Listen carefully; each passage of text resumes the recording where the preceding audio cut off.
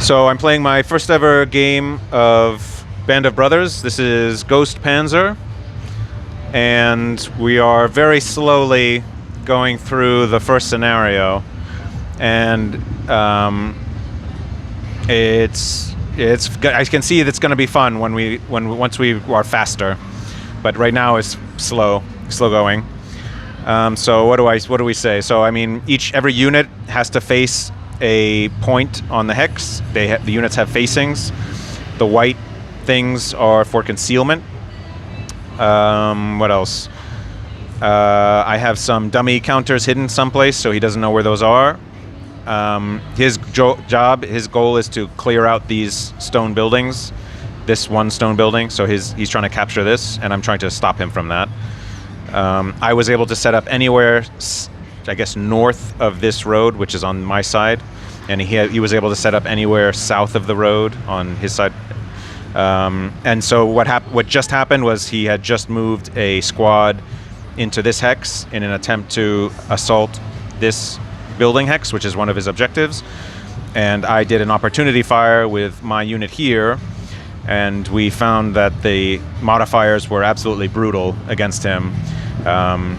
Basically, I just totally wiped out the unit, so it's a casualty now. Yeah, so totally wiped it out.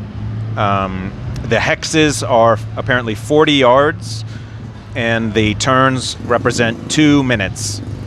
And there are going to be 4 turns in this scenario, so that would be 8 minutes. This whole thing is going to represent 8 minutes of combat.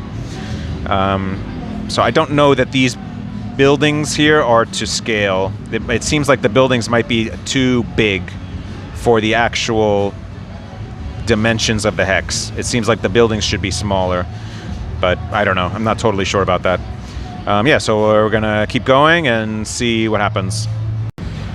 So we are on turn 2 of the 4-turn introduction scenario, and I just used all of my turns to mark my units as op fire because I get a +1. I get a bonus when shooting at him if he moves into the if he moves at all.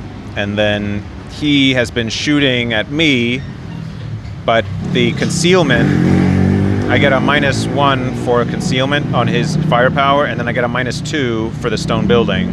So it's you can think of it like decreasing the odds by 30%, right? It's every 1 because you're rolling a d10.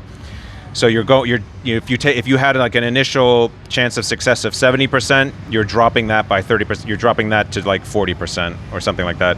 So it really dramatically lowers his chance of suppressing him. And the way the suppression works is if you get 1 hit, that's a suppression marker. If you get a second hit that turn on the same unit, that gets it raised to a fully suppressed marker. And then you can, I think additional hits don't cause casualties. Your roll has to be a certain amount above their morale in order to inflict a casualty or something like that. So yeah, basically it's looking like trying to suppress these units is going to be very difficult, but yeah, we can see what happens. So we're on turn 3 now, and one thing I'm noticing is that because op fire gets cleared out at the end of each turn, as the Russians, you really want to attack, or as the attacker in general, you want to attack at the beginning of the turn before your opponent is able to mark their units as op fire. But on the other hand, the suppression also gets cleared out at the end, so that's an incentive to wait until later in the turn so that the units are more suppressed. So it's not really clear whether it's better to attack at the beginning or the end, or maybe it's just, it doesn't matter. You have different effects, different benefits. So that's interesting. So we just had on turn 3, we're on turn 3 now, he just moved his squad into one of the building hexes, and we were wondering, well, what happens now? And what I was able to make sense of was that if we check the phases, we're supposed to wait until the melee phase to resolve what happens when his unit is in the same hex as my unit. So we're going to wait until then. So first we're just going to activate all these other units, and then we're going to move on to these other phases and resolve it then. So this is an interesting thing. So we're doing the route phase for the first time, and this unit seems to have a morale of 1 because he's fully suppressed, and he rolled an 8 for his route morale check, which is this one, route phase. Yeah, infantry units must make a morale check. So he failed by 7, right? He rolled an 8, his morale is 1, so he failed by 7, as far as I can understand.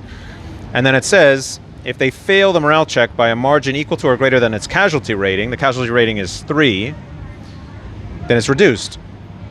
And it eliminates an already reduced units. So I think that means that this unit is eliminated. Or as my opponent said, they have routed to the point where the unit is no longer combat effective. So I thought that was very interesting.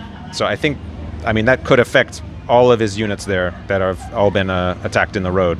So yeah. So we're calling it at the end of turn 3, just because we ran out of time at the location we're at. But he was able to get into that hex because I had a decoy there, and we figured that the Germans were probably going to win this because I could counterattack him, and his objective is to clear both of these hexes. So it doesn't seem like he's going to be able to bring up enough support to do that. But the only remaining thing that we could have done if we had more time was to go through the process of me counterattacking him, because there's an ability for me to fire first. I think I could use my command point to fire with my unit against his unit before he takes his turn, and then we could also try melee combat if I was to move up other units to counterattack him. So we never went through the full melee process. But otherwise, I mean, we got through pretty much most or all of the scenario, and I think this was a great first learning experience for the system. So yeah, I had a great time, even though you know, it didn't seem like it was really close, but it was like a good experience to go through the process of the game.